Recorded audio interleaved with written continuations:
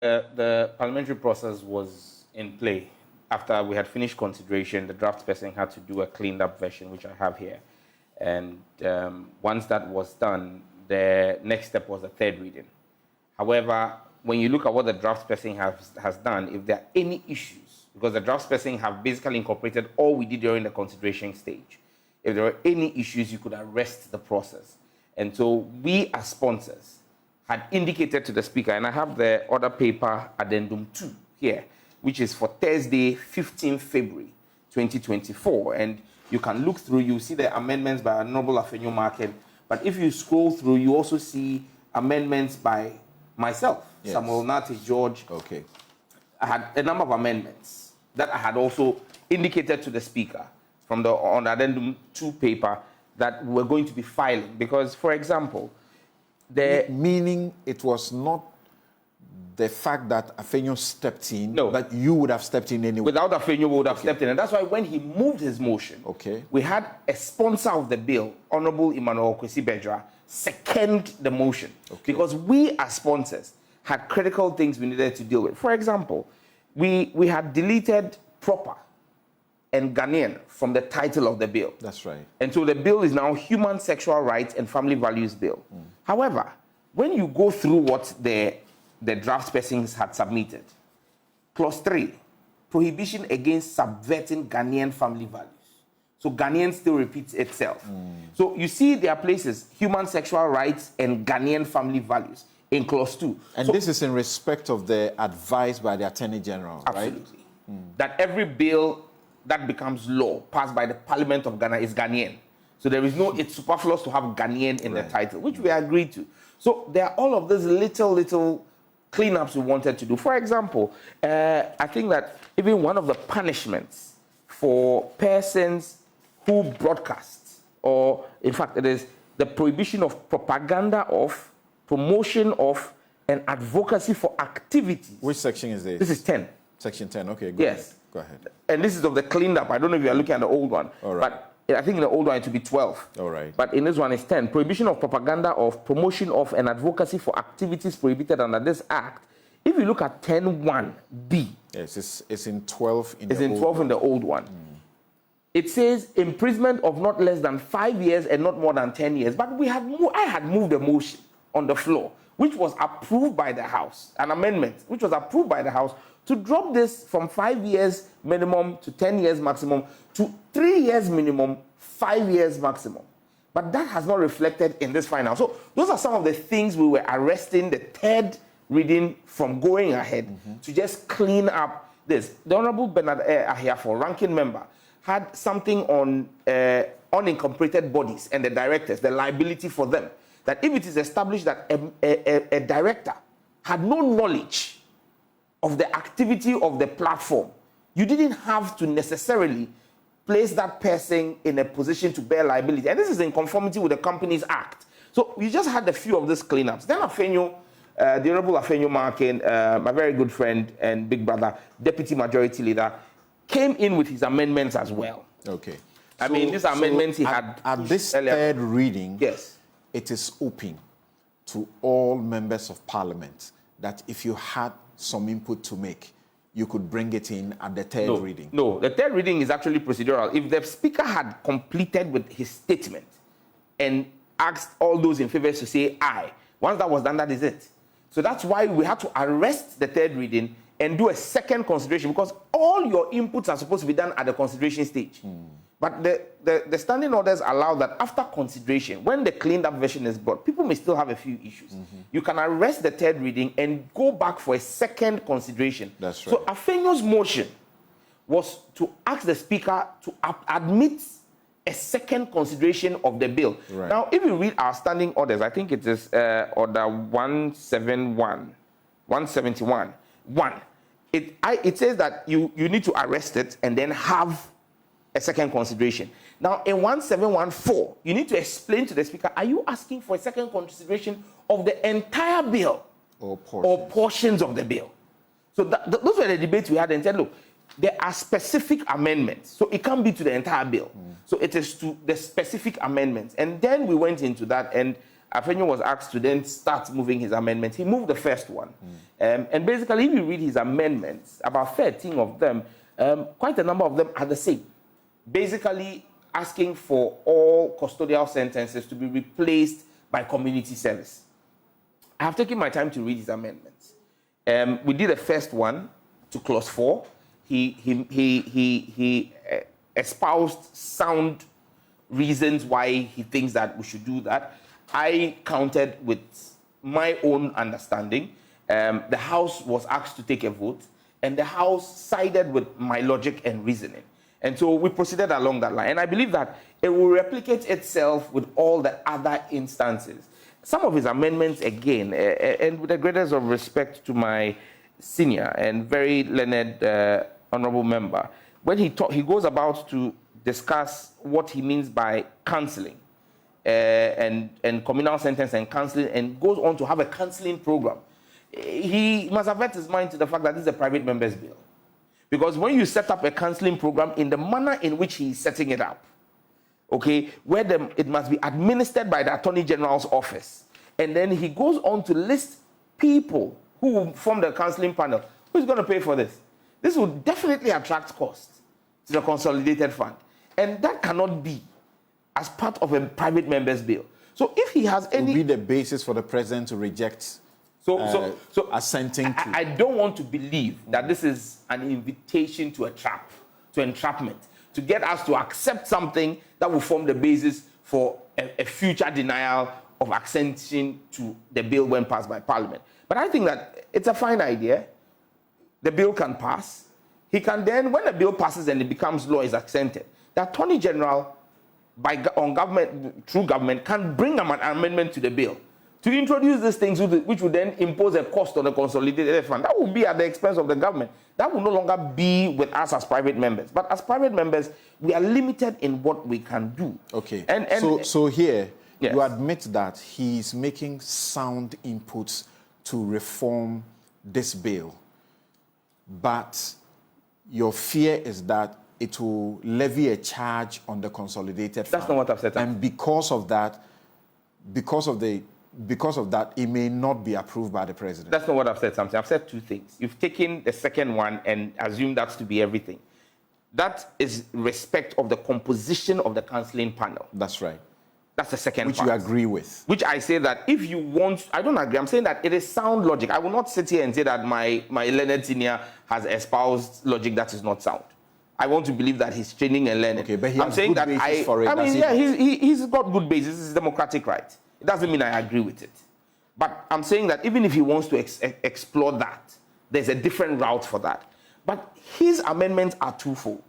There is that, and then there is the non-custodial sentence. Right. On the non-custodial sentences, I don't agree with him whatsoever. He gives a basis. You don't agree with the basis. In fact, Number one, he says that when you look at our prisons, yes, and for those of us who have the benefit of being told the stories of the prisons, that sodomy is something that is high there. Yes. People get there and these things get bad. yes.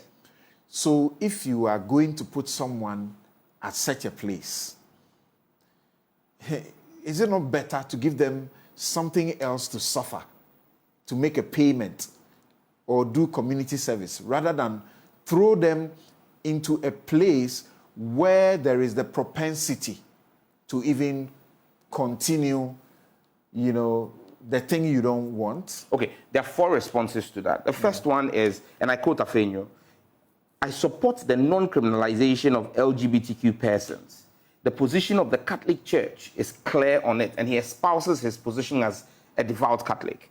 Well, the Pope, who is the head of the Catholic Church, made this subsequent to his declaration on blessing of same-sex marriages. He said, the critics of my declaration belong to small ideological groups, except Africans, whom are a separate case, because for them, and this is a quote from the Pope, homosexuality is something bad from a cultural point of view, and they don't tolerate it. And so even the Pope has respected African cultural values in respect of his directive of blessing of same-sex marriages. So again, and it's clear yes, that the Catholic Bishop conferences Africa-wide have said they will not total rejection. Absolutely. Okay. And that's why I'm establishing that one, I mean, you cannot appropriate and reprobate. You can't claim to be a devout Catholic and take a position counter to what the Catholic Church is taking on the position of what this is. Now, two, if you are going to use... How is the position counter to what the Catholic Church's position is? The Catholic Church's position is that hate the sin and not the sinner. Yes. Find a way to reform them, but don't punish, sort of want to kill them because they are doing the Catholic wrong. Bishops' Conference of Ghana have stated that when it comes to punishment, that is not their forte. That is the forte of Parliament. It is for Parliament to take a decision on that, and that is what Parliament is doing. They have not said to us that don't enact a law. They, as clergymen, deal with morality and deal with the person. They said they hate the sin, not the sinner. We don't hate the person. We are offended by our laws, are being offended by the act. And that's why we're not criminalizing the person, we are criminalizing the act. If you choose to go and conduct a criminalized act, you pay the consequence. And you see... An act which is behavioral according to Afenyo. Again, that is not backed by science. How can you take it away from... The claim that homosexuality is behavioral, as espoused by my learned colleague, is not backed by science and fact. It's merely an opinion, okay? And one that I will call emotional, okay? But it is not backed by the science. The science and the fact establish the fact that homosexuality is not behavioral, and I can take anybody on that debate. But you see, when he makes the argument of his visit as a final year law student to Nsawam, then why are we jailing young men for 20 years for stealing a bundle of plantain? Is there no evidence that people who carried out petty theft go into our jails and come out as parts or parts of organized armed robbery gangs, that people get hardened in jail? Are we not still jailing people for petty crimes? So again, I keep saying that if you want to be objective, you cannot be selective in your objectivity, with the greatest of respect to any of the proponents of this objectivity. His counter to this is equally formidable. That not too long ago, Parliament, passed a law for plea bargaining, so that people who do certain wrongs, financial crimes, whatever they are given the opportunity to pay and not go to jail. Then he brings to your attention again that Cabinet has actually been working on, or is almost done with, a bill for non-custodial sentence. And we have, as a country, been clamoring for non-custodial sentence for many years now. This is where we have gotten to. There was a bill which has been dusted and is being done again. And in fact, Francis Xavier Sosu believes that the government is delaying with it. So he has decided to sponsor a private member's bill to pass a non-custodial sentencing act, so that we don't put people in jail when we can put them to work as punishment. Yes, so I believe that if you look at the plea bargain bill, for example, or law, for example, that deals largely with financial things. There was a feeling that people think, well, I can steal from the state, go and do 5 years, come back and enjoy the booty that I stole. But what is it that the state wants? The state wants to recover that which has been stolen from the taxpayer. And that's why we say, if we can recover that, then that is really what our intent is, so that people don't just go in. And there have been several instances of people being in prison for 5 years after stealing hundreds of millions. They spend the whole 5 years in a private ward in a hospital, claiming that they are sick. Basically on the 5-year vacation. Plea bargain does not apply to all offenses. It does not apply to all offenses. Not even rape, defilement. No, because you cannot restitute sin. Now, when someone has defiled, and for example, if you look at some of the offenses that he's saying we should take away custodial sentencing, the person has sodomized a minor. How then do you say we should do community sentencing for that? How do you gain restitution? And you see, legislation that we are seeking to pass must not only be reformative, but must be deterrent enough. And on this network, I think with Evans Mensah, when he interviewed me, I stated, and something, I'm sure you would bear witness to this, that there are days we wake up and she You 10 is not 10. You don't have anything and you have needs. You see that there's needs in the house. But you know that it's not end of month, payday hasn't come. Why don't you walk to the bank next door, take a stick and hit the teller on the head and say, give me this money. And don't worry, when my salary is paid, I'll come and restitute. And I will do community service of coming to clean the toilet in the bank every time. Why don't you do that? Because you know that two things could happen. You could be picked, your face could be picked on the CCTV, the police will do an investigation and arrest you and prosecute you and jail you. And you would lose the family that you were trying to even go and steal for, lose them in the process. So you won't go. Worse off, there could be an armed police guard in that bank who could open fire on you and legitimately end your life. So that in itself is deterrent enough to let you say that, oh, in that case, Charlie Evans, today, can I get a soft loan of 100 Ghana or go to HR and finance to find Papa? The deterrent factor in the punishment for armed robbery or the punishment for any of the crimes that we talk about is the reason why we all are not going into a state of chaos where everybody is just taking the law into their own hands to hope that they can do restitution. Don't you also think that on another leg? Yes. So first, the country says it wants to be progressive. Yes. And is seeking to pass non-custodial sentencing law so that instead of throwing people in jail, we'll let them go and do some work, give them a little fines here and there. He says that is retrogressive. And you can find that that is sound because of the country's policy. You are against that. You say that shouldn't work. Now, there are those who are asking the question, and somebody just sent me this message. Kweku Enchubu Esiako. He says, but sodomy is already punishable under the current law.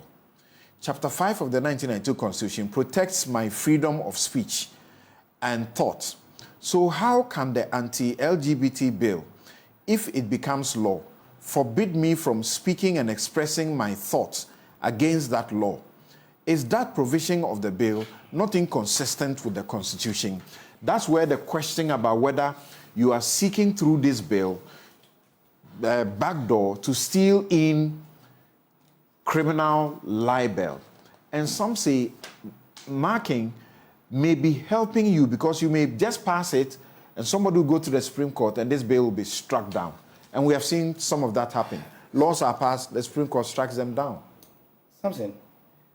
I would love if Kweku or anybody can establish for me what part of this bill that I hold. Just read what phrase in the bill even remotely suggests the introduction of criminal libel. And on the first point you made, there is no country in the world, even those who are so progressive and have introduced non-custodial sentencing, who have scrapped custodial sentencing. No country in the world has scrapped custodial sentencing altogether. The best you can have is both running simultaneously. But then they have offenses for which custodial sentencing is a must. In this case, we are offering custodial sentencing, fines, or both at the discretion of the judge and based on the facts presented. You say I should show you where what part of the bill? There's something that will suggest criminal libel. Yes, please.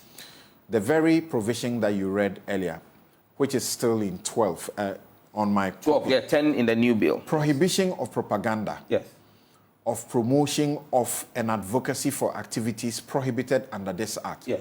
A person who, through media, technological platform, technological account, or any other means produces, procures, markets, broadcasts, disseminates, publishes, or distributes or uses an electronic device, the internet service, a film, or any other device capable of electronic storage or transmission to produce, procure, market, broadcast, disseminate, publish, or distribute a material for purposes of promoting an activity prohibited under this act, commits an offense and is liable on summary conviction to a term of imprisonment not less than 5 years and not more than 10 years. Yes. So 10.1, which is what, or 12.1 per the old bill, says that if you do any of those things relative to an activity that is prohibited under this act. Now, what have been prohibited under this act? That is spelled out. LGBTQ. Absolutely. Now, something, and that is not contrary to our constitution. So there can be discussions on this media. So long as you do editorials. You do editorials. Good. You can do an editorial on money laundering, but your editorial will not end up promoting money laundering. Why? Money laundering has been designated as a criminal offense in this country. You can do an editorial on holding religious views, but you would stop short of having an editorial that promotes extreme religious views, jihad or crusades. Okay. By I think you're marking joints, but tell me, so give me a third example. Yes. And that example should be how, as a media person, I can have a discussion on LGBTQ when this becomes law without getting into trouble. So 2 says, a person who engages in or participates in an activity that promotes or supports sympathy for... So those have been changed. Sympathy for... what it reads now for you. Change of public opinion.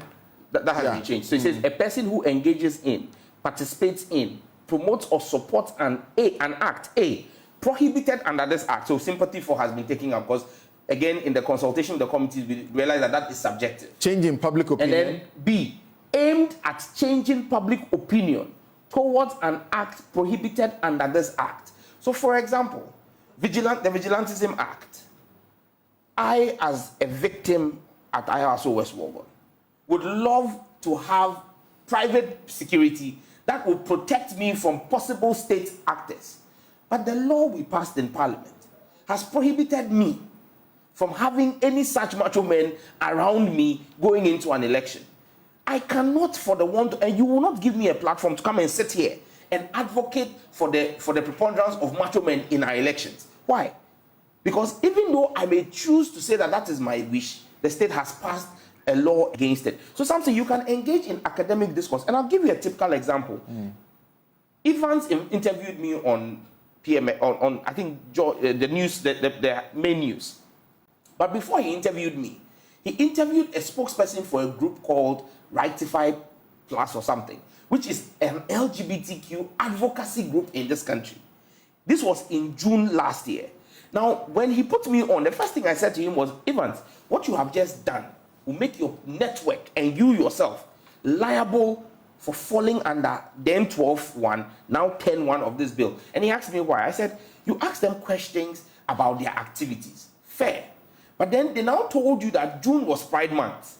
Then you decided to ask them to outline the activities that that group was carrying out in support of LGBTQ in the course of the month. So then you give them a platform to say, on Tuesday, 7th June, we'll be doing this activity here. On Wednesday, this. Now, that is promotion of an activity that is criminal under this act. So that is a place where your editorial policy would draw a line. Because the same way you won't allow me come and sit here and say that, look, I can show you how to launder money using a boutique.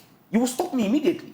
It is the same way you must be willing and able to draw the lines for persons when they want to cross. So you can have academic conversations, you can have academic discussions, you can have an editorial on what it is about chromosomal structure and whether X, Y, and XX are the only known chromosomes or what XXY and XYY constitute. You can have an academic conversation. I can have a conversation and say that, and allow somebody to say that their investigation, scientific or otherwise, shows that LGBT behavior is behavioral. Yes, but they'll have to show you what scientific. They should show you what scientific evidence, because it should not just come and be an opinion that the person is just sitting here and expressing an opinion for it. Again, mind you, the word is the promotion of it. Promotion of something. I can come and talk about something without promoting it. Something. I can sit here. But in this law, yes, is it not very obvious that once you say something that is contrary, to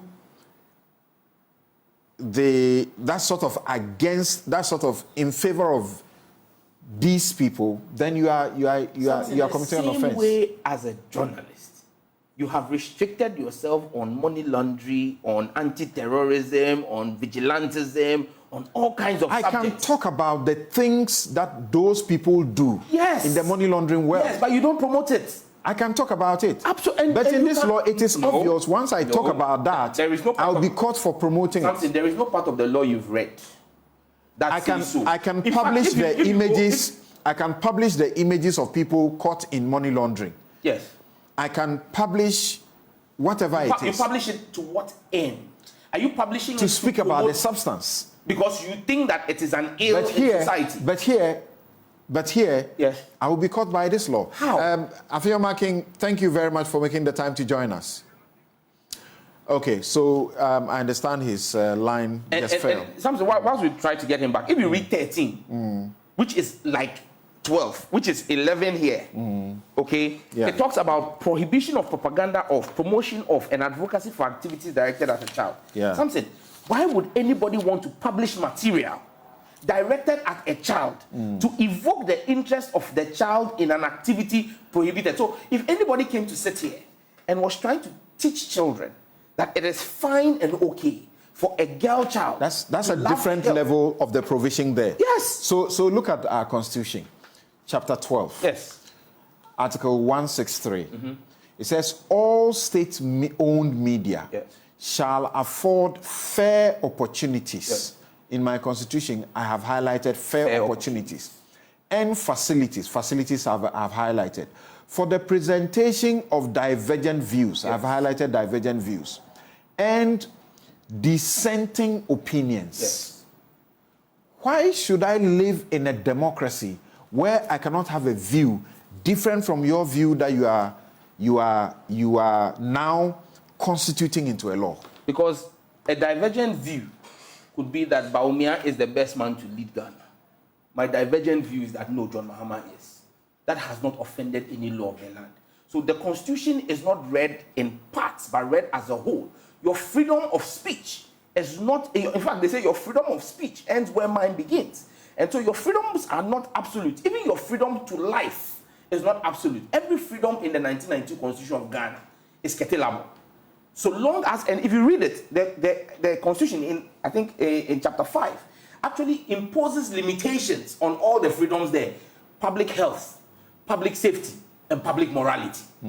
These are the three bases. Now, are you telling me that anybody who comes to sit here to exercise a freedom of telling men to sleep with men, or women to sleep with women, or that a child can change their gender, even at the time when they don't know what its implications are, you tell me that that is not a fetter to our public morality? You and are public health? saying that with this law, Yes. if it's this bill, if it is passed, Yes. I can discuss what goes into lesbianism. Absolutely. I can discuss what forms of queer, the LGBTQ, what they stand for. It's I can an discuss academic them. exercise, but And you I will cannot not be proceed- held for but promoting you cannot it. proceed into promoting it. And something, you are an officer of the court. No, You know my that- understanding of law. Yes, My understanding of law is that to say you are promoting something, Yes. it's not exactly to say go and do it. So something. So this law, you will not be the one implementing it. Absolutely, and that's the point I'm coming to. As an officer of the courts, you know that when someone is accused of promoting another's law, or this bill when it becomes law, you're not just going to be picked off air and thrown into Sawamo. You will have your fair day in court. The point the I'm tape making- will be played. the point- the judge will the- determine based on the facts of the case whether what you did constituted an editorial piece as a journalist or whether what you did constituted promotion. The judges will determine. That is why. And that I'm is why suggesting today- to you. that I'm is why suggesting to today you. I can have boys. I'm walk with suggesting me to you, Sam George. And you can arrest them I'm for suggesting to you, kidnapping. Sam George. What you appear to suggest here, Yes. that is permissible under the law, Yes. will suffer after you have passed this law. Well, we live in this country. We'll see how it goes. Something there is, and I keep asking you. You and your station. At least I am 100% clear in my mind. I may not be your biggest fan, but I am clear in my mind that you will not allow anybody come and sit on this platform and promote money laundering. Okay. Even though I can come, when I was on your show, I spoke about real estate That's right. and how real estate. They came after you. Yes, and For speaking the truth. And we saw how that ended. You get it, but. It was on this show. I spoke about The empty threat to sue you. Exactly how the real estate industry is used as a tool of money laundering. Did I promote money laundering on the show? But I discussed money laundering in its entirety. So that is for you And for our viewers who watch that show, a classic example of how you can have a conversation on the subject matter without promoting it. Don't you think this is the more reason you should be tolerant of those who, like Afenyo Makin, who is asking you, pause. Let's look at this. Let's look at that. Let me bring on. Let me bring on. Yeah, he's not against it. I know. He's not against it. This, he said that when we find you guilty, Michael, we should give you a non-custodial sentence. Right. Thank you.